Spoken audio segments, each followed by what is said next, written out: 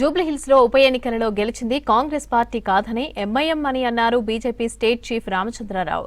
ఉప ఎన్నికల్లో బీజేపీ గట్టి పోటీ ఇచ్చిందన్నారు. ప్రజలను వంచిస్తున్న కాంగ్రెస్ పాలనపై పోరాటం కొనసాగిస్తామని చెప్పారు. ఎన్డీఏ కూటమిపై భరోసాతోనే బీహార్లో మళ్లీ జనం పట్టం కట్టారని అన్నారు. ఘోర పరాజయం పాలైన కాంగ్రెస్ ఇప్పటికైనా కళ్లు తెరవాలని అన్నారు రామచంద్రరావు.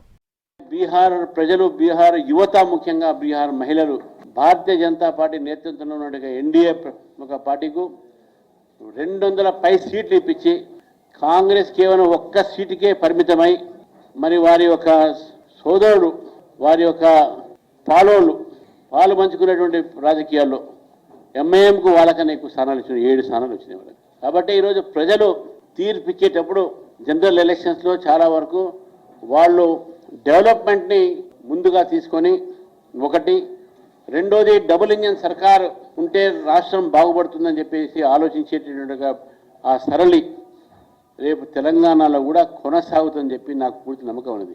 ఈరోజు జూబ్లీహిల్స్ ఎన్నికల్లో పొద్దున్న చూస్తా ఉన్నాను.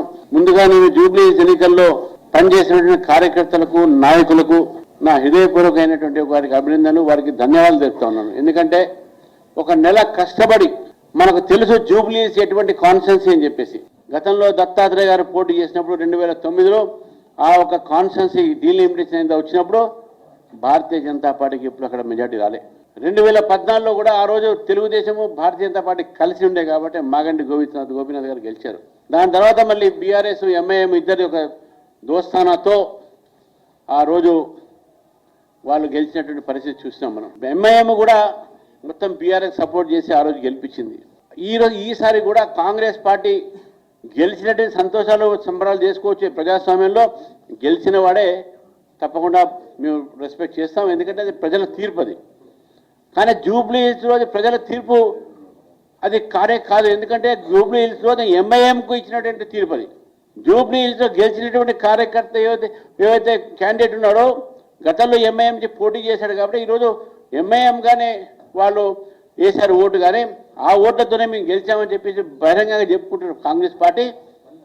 ఈరోజు తెలంగాణ ప్రజలకు రేపు రాబోయే రోజుల్లో ఈ మత రాజకీయాలు పూసేటటువంటి ప్రయత్నం చేస్తారని చెప్పి తెలంగాణ ప్రజలు ఇప్పటికీ అప్రమత్తం కావాలి. రెండో వైపు బీఆర్ఎస్ పార్టీ సిట్టింగ్ సీట్ ఓడిపోయిన తర్వాత ఇంకా మేమే ప్రత్యామ్నాయం చెప్పుకుంటాం. రేపు రాబోయే రోజుల్లో రాజకీయాలు మారుతాయి. హైదరాబాద్ ప్రజలు రాబోయే రోజుల్లో జిహెచ్ఎంసీలో కూడా భారతీయ జనతా పార్టీని వారు ఆదరిస్తారు. రేపు తెలంగాణలో కూడా డబుల్ ఇంజన్ సర్కార్ వస్తుంది మోదీ గారి నాయకత్వంలో, నాకు పూర్తిగా నమ్మకం.